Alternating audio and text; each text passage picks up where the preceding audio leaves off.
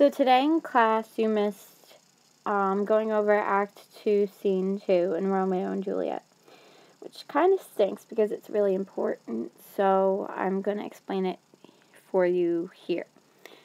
So this is the balcony scene, which is where Romeo and Juliet really first meet.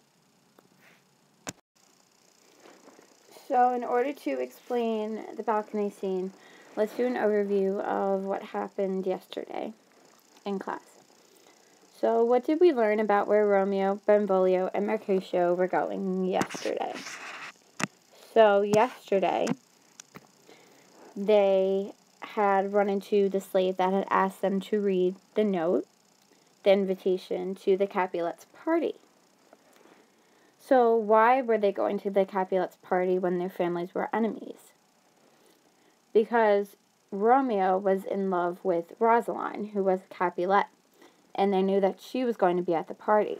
And Benvolio wanted Romeo to get over Rosaline and to show her other girls. So he said, "I will make thee think thy swan a crow," when he gets to see the other girls that are at the party. So what happens at the event? Once they get there, Romeo immediately falls in love with the girl that he sees across the room. This shows that he is very impulsive towards loving someone because he loves for looks and not personality. What does Romeo do? Romeo decides to walk over to Juliet and try to have a conversation with her. But she's kind of telling him off, saying, "I want to take things slow, I don't really know you." Why does Romeo leave the party? Romeo leaves the party because he was very interested in going to talk to Juliet. So he goes and leaves the party to find Juliet. Where do Benvolio and Mercutio think he is? Benvolio and Mercutio don't know that he secretly fell in love with Juliet. They think that he's still in love with Rosaline. So they think that Romeo is with Rosaline. Where does Romeo go instead of going home? Romeo decides not to go home after the party because he feels as if he says his heart is still here, and that how could he leave without his heart, meaning Juliet has his heart. So he goes to find Juliet, and he finds her on her balcony talking to herself, and this is where the scene takes place. So after Romeo stumbles upon Juliet on her balcony, he says this little soliloquy about Juliet's beauty and how he's fallen in love with her and how if only she knew how much he loved her. "But soft what light through yonder window breaks. It is the east and Juliet is the sun." So Juliet is as bright and beautiful as the sun. "Arise, fair sun, and kill the envious moon, who is already sick and pale with grief, that thou her maid art far more fair than she." So show your beauty. Don't be afraid to show your beauty. Don't let others be mean to you because you're more beautiful than them. "That thou her maid are more fair than she." Fair means beautiful. "But not her maid, since she is envious. Her vestal livery is but sick and green, and none but fools do wear it. Cast it off." So this was kind of a little sexual pun here. Her vestal livery is but sick and green, meaning she's a virgin, the moon, he's referring to. So none but fools wear their virginity. You should get rid of your virginity, he's telling Juliet. "It is my lady, oh, it is my love, oh, that she knew she were." So he's saying, "Oh, Juliet is my love, if only she knew how much I loved her.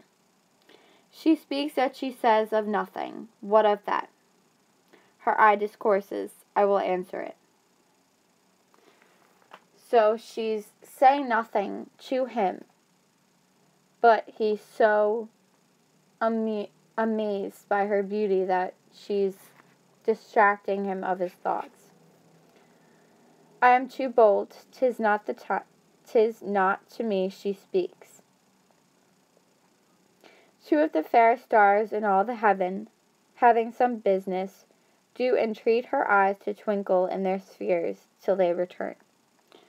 So he's basically saying that stars went on a business trip or vacation and asked her eyes, Juliet's eyes, to take their place because they're that bright and they're that beautiful.